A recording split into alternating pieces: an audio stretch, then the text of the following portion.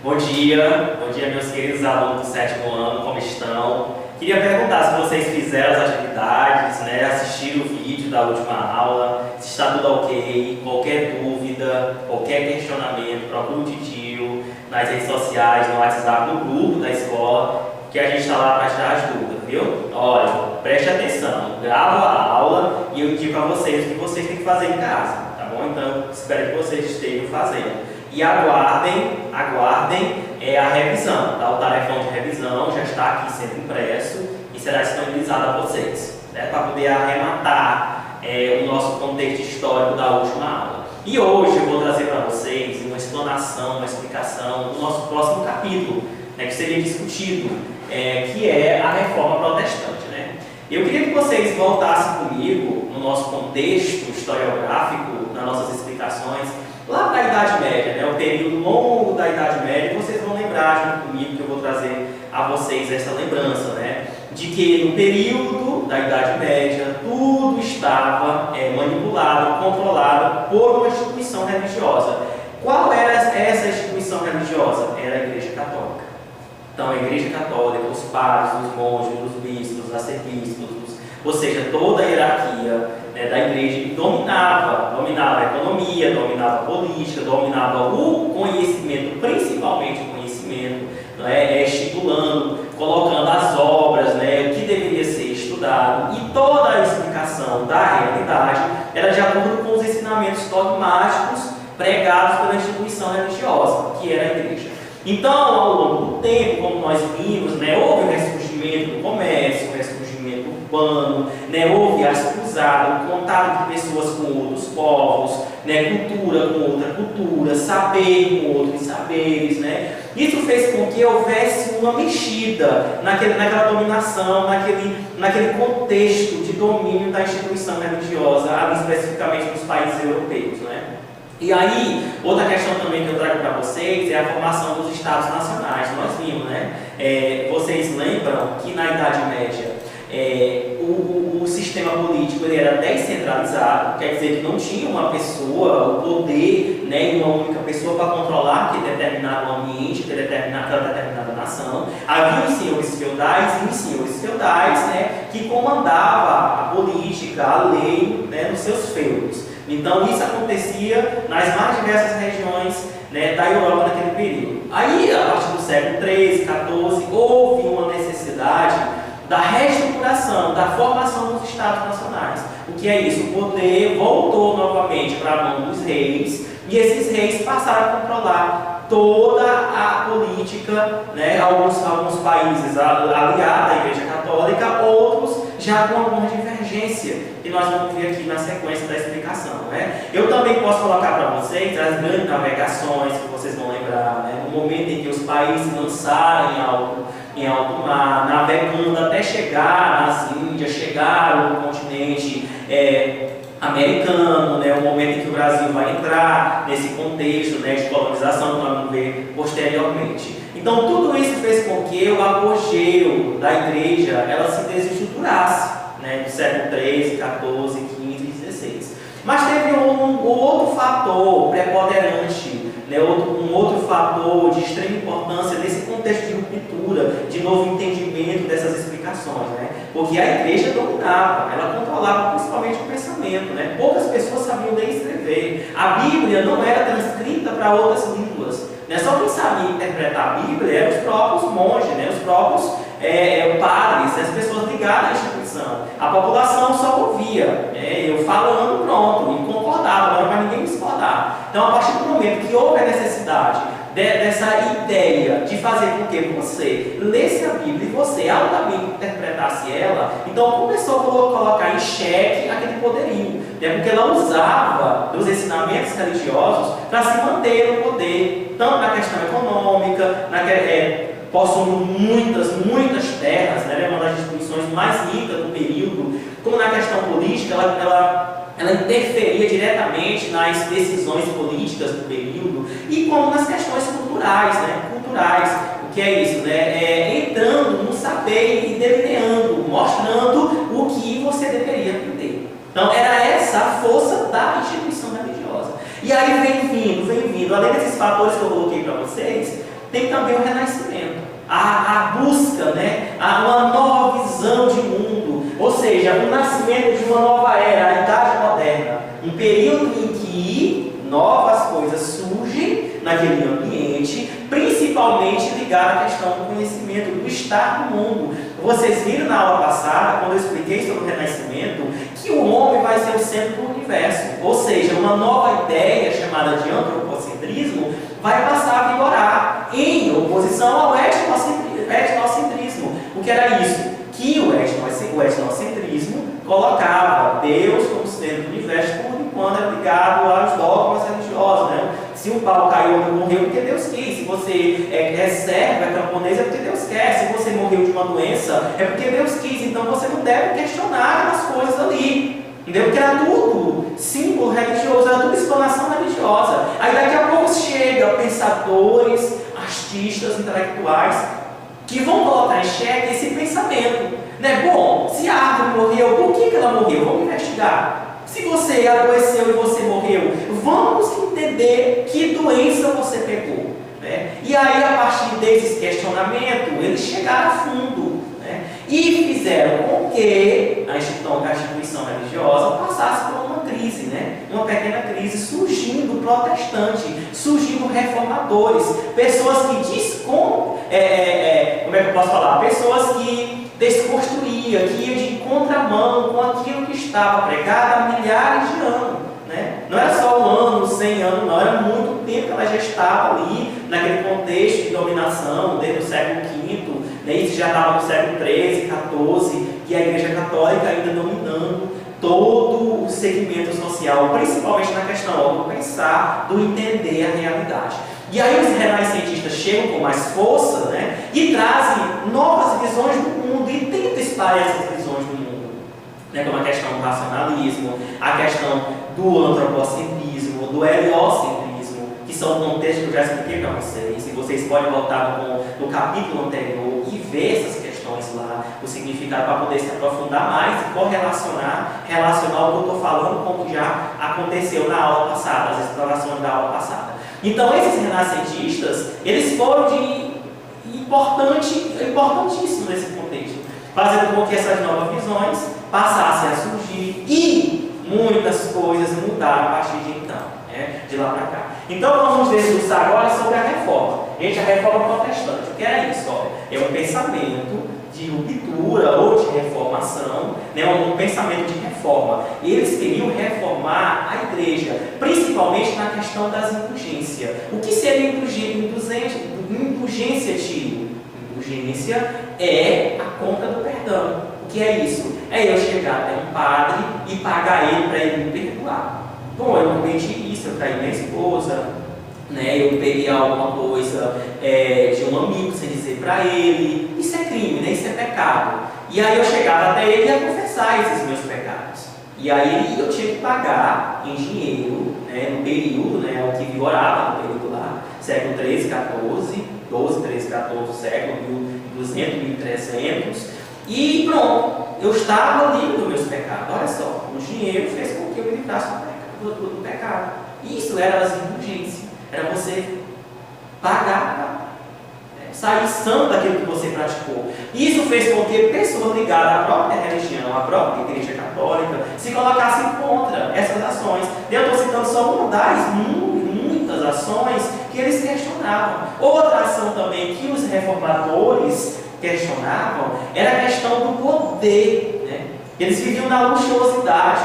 Havia uma sociedade estamental dividida em classe. Lá no topo, vivendo com todo o FBC, com toda aquela glamourosidade, com toda aquela questão de poder econômico, de status, estava a igreja. E a população, que era a sua grande maioria, que eram os camponeses, eram os servos, os trabalhadores, né, que pagavam os impostos, que sustentava toda aqueles outros grupos sociais, inclusive a Igreja Católica, viviam às margens e viviam na miséria, na fome, né, no abandono. Olha, se a igreja, se o catolicismo, o cristianismo, no seu princípio, prega a humildade, a simplicidade, a caridade, por que a igreja vive na luxuosidade?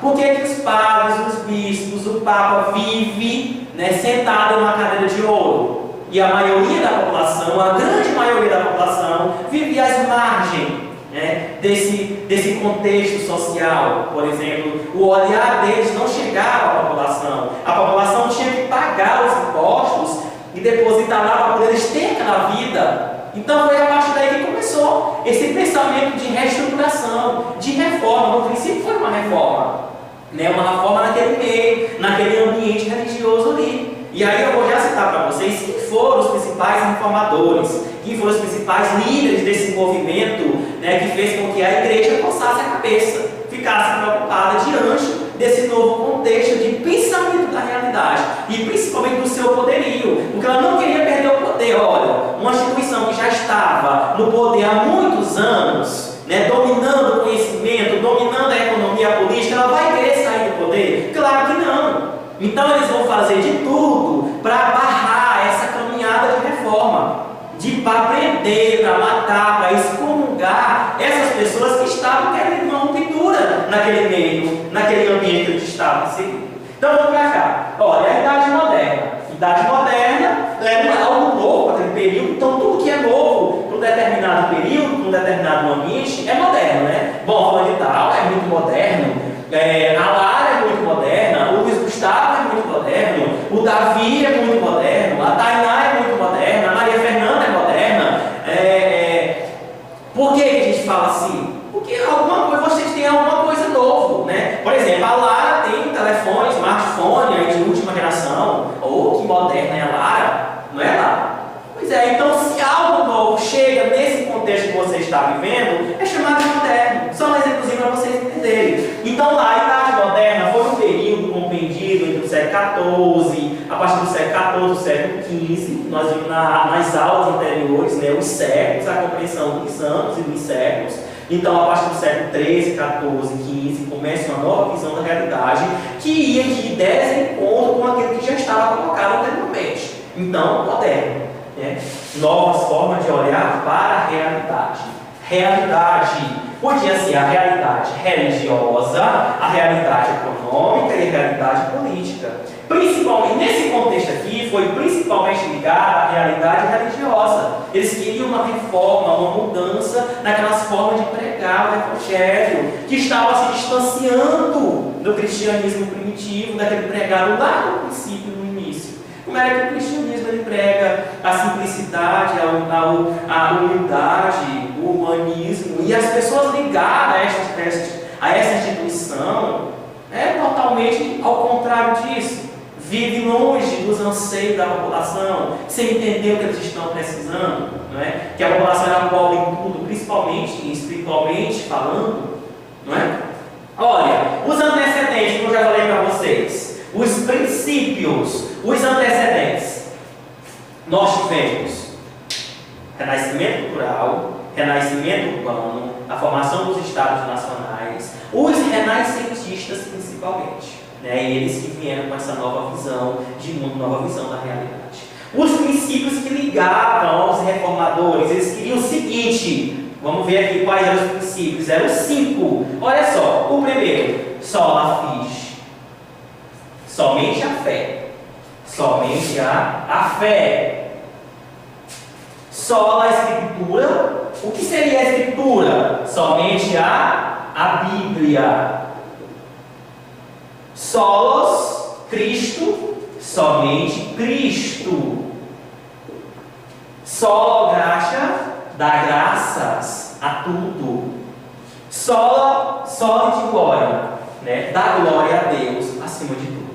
Então, se vocês observarem, os reformadores, eles tinham os princípios deles, que era a fé, a Bíblia, Cristo, dê graça a Cristo e agradeça a Deus. Somente, não existia mais nada. Não era para existir ali santo, não era para existir papa ali como rei de todo o contexto religioso, né? Como aquele senhor máximo, os santos eram desconsiderados, a sua fé tinha que estar acima de qualquer coisa, você tinha que se basear somente na Bíblia. Para isso eles queriam que a Bíblia fosse traduzida, saísse do latim porque nem todo mundo sabia ler, conhecia a língua, né? Quem conhecia, quem dominava o latim somente as pessoas, só eram as pessoas ligadas à igreja, então eles queriam que a Bíblia fosse traduzida para outros idiomas, como o alemão, né? Como o italiano, por exemplo, e fazer com que a população tivesse acesso, a população lesse, ela lesse, e a partir daí elas reinterpretassem sozinha, sem a necessidade de estar só ouvindo alguém, porque uma coisa é você ouvir uma pessoa sobre um texto, uma outra coisa é vocês meninos, pegar um texto e ler ele, discutir ele com a pessoa que leu também. Você vai ter questionamentos, porque você leu, você buscou a sua interpretação. Então eles tentavam fazer com que a população lesse e buscasse a fé dentro de si, tirando aquela autonomia da igreja de repassar aquelas informações. Ela fazendo isso, ela estava se colocando no poder e a população ficando às margens, né, daquele conhecimento, ficando às margens daquele fator econômico, ficando às margens da política, porque eram dominados, principalmente pela questão mental de pensar, né?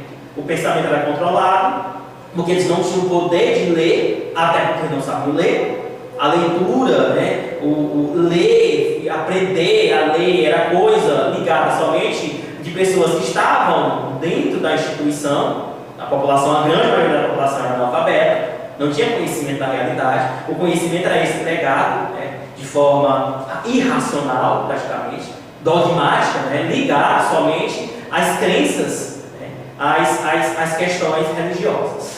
Então, aí, somente a fé, somente a Escritura, que seria a Bíblia, somente Cristo, Jesus Cristo é o único Salvador, a fé tem que ser nele. Você não pode depositar sua fé em mais ninguém, em outras coisas, somente nele. Gratidão, você tem que ser grato. E glória, dê glória a Deus sempre, certo? Para isso, esses reformadores, eles tiveram alguns inspiradores, né, dentro do ambiente ali que eles estavam inseridos. Todos ligados a uma instituição religiosa, como nós tivemos, por exemplo, São Tomás de Aquino. São Tomás de Aquino era um intelectual, um pensador religioso, né? Ele pregava a igreja do jeito que ela estava, né? Ele era um reforçador das ideias religiosas, tipo ia de contramão com aquilo que estava sendo pensado naquele momento. Mas existia o Santo Agostinho. O Santo Agostinho já era mais simples, ele também era um intelectual, um pensador, né, um escritor, também ligado, era um monge, né? E ele pregava a simplicidade e a humildade. E muitos reformadores, como Martinho Lutero, João Calvino, que nós vamos ver lá na frente, se basearam nas ideias de Santo Agostinho, tá bom? Para poder dar os passos de reforma da Igreja Católica, porque aqui é a reforma protestante, o momento em que pessoas protestaram contra aquilo que estava acontecendo, principalmente no poder religioso da instituição, igreja, né? E um detalhezinho que eu queria chamar a atenção de vocês: os próprios reformadores eram de dentro da igreja, então eram pessoas que estavam lá vendo a situação da igreja, e foi de lá que saiu essa crítica, né? Essa tentativa de reformar.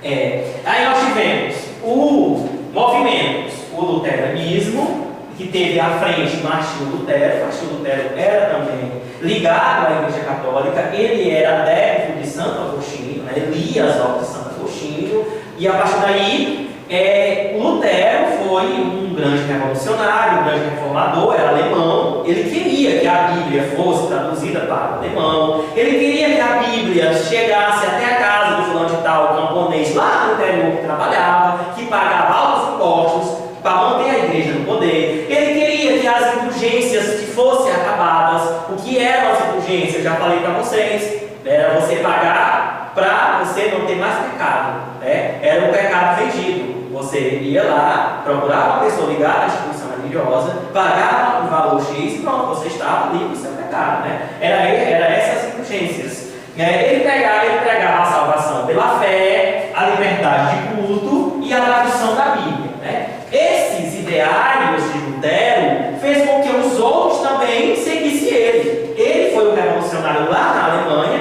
pediu para traduzir a Bíblia para o alemão, para poder os alemães lessem a Bíblia e altamente eles reinterpretassem, interpretassem sozinho, sem necessidade de alguém para interpretar junto com eles. Por isso eles queriam a educação para essas pessoas e a tradução da Bíblia para a língua lá daquele determinado país. Para não ficar somente uma língua, né, que era o latim, que nem todos falavam, entendiam o latim, por exemplo. Então, pessoas de outras nacionalidades tinham sua língua própria. Para isso, eles necessitavam também de uma Bíblia traduzida para o alemão. Hoje, por exemplo, aqui, nós temos a Bíblia, a Escritura, mas ela é traduzida para o português. E qualquer pessoa que saiba ler, consegue interpretá-la, não é? Então mudou, como vocês veem como mudou. O nosso contexto de hoje já está totalmente diferente desse período. Talvez se nós vivêssemos naquele tempo, aliás, se nós vivêssemos naquele tempo, nós íamos depender de alguém ligado à igreja para ler para mim a Bíblia, e ele poderia muito bem ler do jeito que ele quisesse, passar por algum ponto importante para ele não saber, para poder eu não entender diferente dele, certo? Mas aí, com o tempo, como foi importante nesses movimentos que hoje está aí, né? Você lendo, seu pai lendo, sua avó lendo a Bíblia e reinterpretando, interpretando ela e, claro, professando a fé. E aí nós tivemos também as 95 teses de Lutero.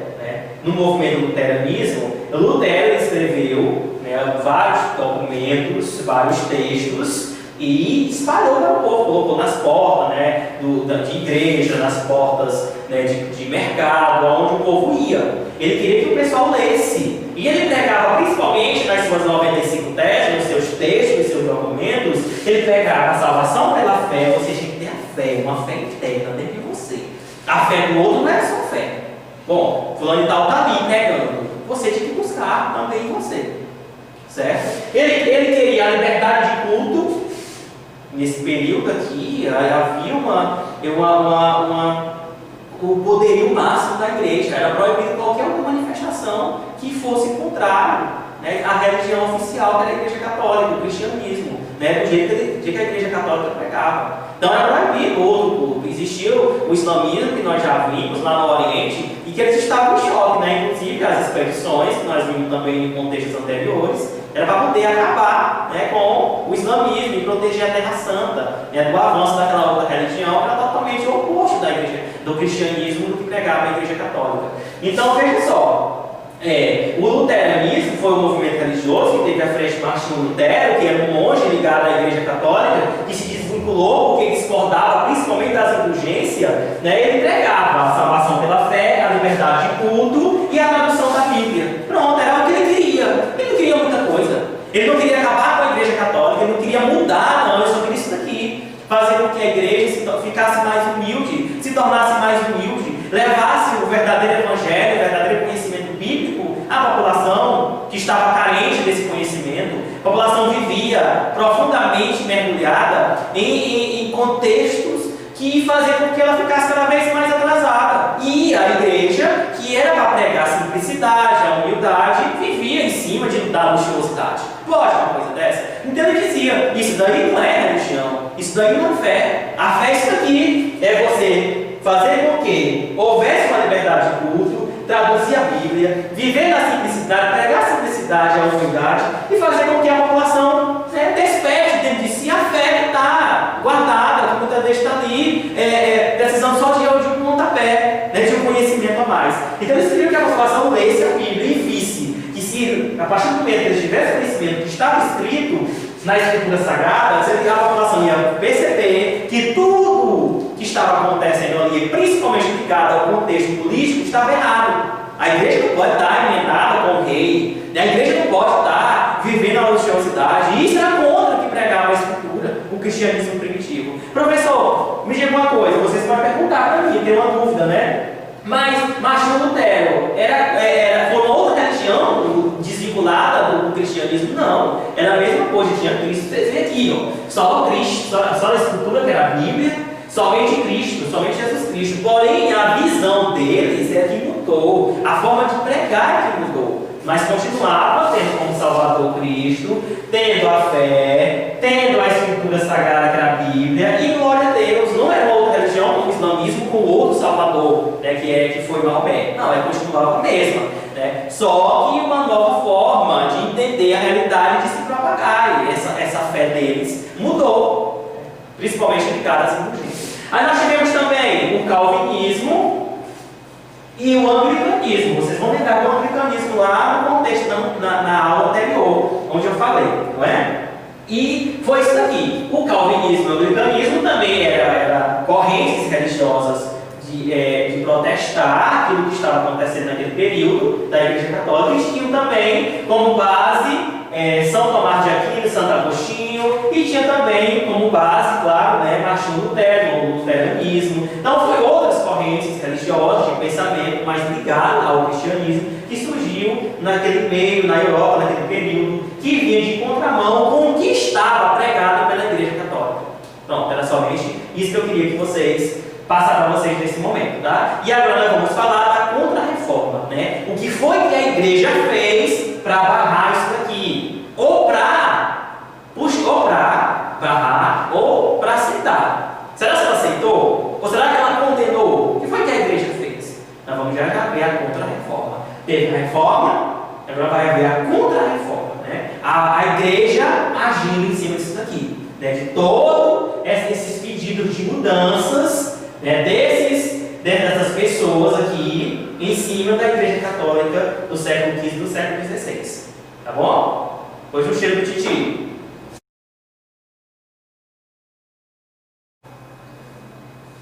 Bom, meninos, olha, dando continuidade à nossa aula anterior, tá bom? Aqui é uma ramificação, tá? Olha só, agora vamos falar da Contra-Reforma. Vocês viram que o titio falou da Reforma Protestante, não foi? Então agora, ó, só dá uma pausazinha aí e a gente continua aqui com a Contra-Reforma. O que foi a Contra-Reforma? Foi a reação da Igreja Católica com todo aquele movimento que nós vimos anteriormente. Os movimentos de reforma protestante, liderados por Martinho Lutero, João Calvino, por outros pensadores que vocês vão ver no conteúdo de vocês, que lideraram uma caminhada rumo à reforma protestante. Eles queriam que algumas coisas de dentro da Igreja Católica fossem mexidas, e não estava agradando a população, principalmente sobre a questão das vendas das indulgências. Então vamos aqui, o que foi que a Igreja fez para barrar este movimento? Ela não queria ser mexida, ela queria continuar do mesmo jeito. Olha, quem está no poder quer sair, é difícil, né?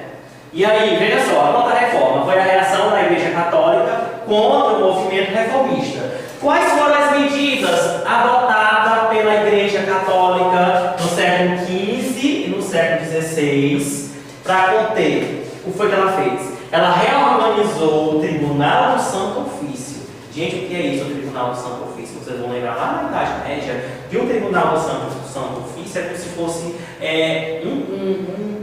como se fosse uma casa de lei, um quarto de lei, onde havia pessoas que julgavam uma outra determinada pessoa pelos seus crimes, né? Principalmente de crimes e levar a população a refletir sobre a realidade, né? Aí eu vou lembrar vocês que nós temos Galileu Galilei, né? Um pensador renascentista que foi condenado, porque ele disse que a Terra era redonda. E ele também afirmou que quem girava em torno, quem fazia o processo de rotação não era o Sol, era a Terra. Então era algo contrário ao que eles tinham já colocado há muito tempo. Então, como ele chegou com essas novas visões de realidade e que ia de contramão com o ensinado pela Igreja Católica, ele foi condenado pelo Tribunal do Santo Ofício, né? Que era como se fosse uma casa, né? Como se fosse um tribunal, né? De julgamento. A pessoa ia para lá, ia ser julgada, e aí o destino dela seria excomunhão, né? Ia ser excomungado, ia ser preso ou morto, né? Na guilhotina ou na forca, em praça pública, né? E a morte naquele período geralmente acontecia em praça pública, a pessoa era enforcada ou guilhotinado, que era uma forma de amedrontar e intimidar a população. Eles chamavam o povo para ver aquele ser, aquela pessoa morrendo, né? Enforcada, guilhotinada, e o pessoal que queria, né? Passar por aquele momento. Então por isso que tinha que ter mesmo força de vontade para você ir contra algo que estava colocado na sociedade naquele período. Porque o fim poderia ser esse que eu acabei de falar para vocês, um desses fins, né? Então o Tribunal do Santo Ofício, ou seja, estava pensando em condenar e julgar pessoas, os reformadores, principalmente Martinho Lutero. Martinho Lutero ele foi julgado, ele foi condenado, né? A sorte dele é que ele só foi excomungado, foi expulso da igreja. Ele é uma pessoa que agora não fazia parte mais da Igreja Católica, né? Era um pagão, era um herege, né? Era uma pessoa que pregava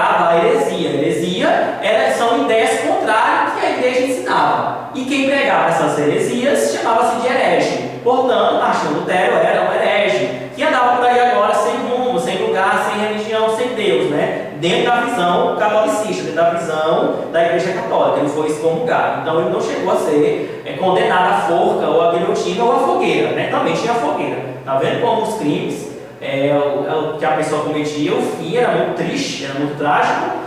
Organizou o Concílio de Trento. Gente, o Concílio de Trento foi uma reunião, uma reunião de urgência organizada pela Igreja Católica, algo que aconteceu no século XVI, que eles reafirmaram os dogmas da Igreja. Neste período estava havendo, né, a reforma, eles estavam brigando, criticando com algumas coisas da Igreja Católica, principalmente as indulgências. Então eles criaram ali, se organizaram, os membros, né, maior da Igreja, né, o bispo, o papa, de imediato, os padres, e reforçaram, não, vai continuar, não tem que parar. Isso foi o Concílio de Trento. Acabou com as indulgências, né? Acabou aí nesse contexto depois, né? Ele acabou com as indulgências, então você não precisaria mais pagar o padre para você ter seus pecados salvos, né? Não tem mais pecado, para você não ser mais um pecador, porque as indulgências isso, né? Você chegava até o padre, aí você ia contar seus pecados e dizia, bom, seus pecados valem tanto. Aí você tinha que dar a quantidade X para ele, para poder você se livrar dos seus pecados. Pode uma coisa dessa? Então, Martinho Lutero condenava isso daí, dentro da igreja. Isso fazia com que a igreja arrecadasse muito dinheiro e se tornasse mais rica, mais ainda, porque ela já era riquíssima, né? Era uma das instituições mais poderosas, ela tinha mais terra do que o rei, do que os seus feudais, tinha mais dinheiro do que o próprio governo, o monarca daquele período, né? Em alguns países. Criou o Index, que seria o Index? Era um livro, obras proibidas, inclusive as teses de Martinho Lutero, né? Quem que vai ler as teses de Martinho Lutero, o católico, né? Que condenava, por exemplo, que a igreja pregava algumas questões, né? Então o Index seria o quê? Livros, obras, livros de pessoas que levavam a população a pensar, a refletir sobre um determinado tema. Então, se ele visse que aquele livro ia levar você a despertar um conhecimento além do que a igreja pregava, ele era proibido, você não poderia ler. E criou a Companhia de Jesus, que nós vamos ver nos próximos capítulos, né, a atuação dessa companhia aqui no Brasil, no processo de catequização dos índios. O objetivo era fazer com que a igreja adquirisse mais adeptos. E aqui no Brasil, no período colonial, que vamos ver depois, o olhar deles se voltaram para os nativos. Né? Eles diziam que os nativos, nossos índios, não tinham religião, pessoas desprovidas de fé, que acreditavam numa árvore, no rio, isso não era fé. E aí eles mandaram para cá padres, né, por meio da companhia, juntamente com os colonizadores, e esses adentraram no território brasileiro, levando a fé católica para os índios, fazendo com que os índios rezassem o Pai Nosso. E eu creio em Deus Pai, entre outros, né? Creio em Deus Pai. Isso fez com que houvesse uma briga muito grande entre nativos e padres. Inclusive, teve padre que foi morto pelos índios, porque eles não queriam, isso daqui, eles não queriam romper com a sua tradição, como ainda hoje, né? Os índios são pessoas tradicionais do nosso território, e nós temos que preservar, porque são nossos primeiros, tá bom? Então, isso daqui foi a contra-reforma.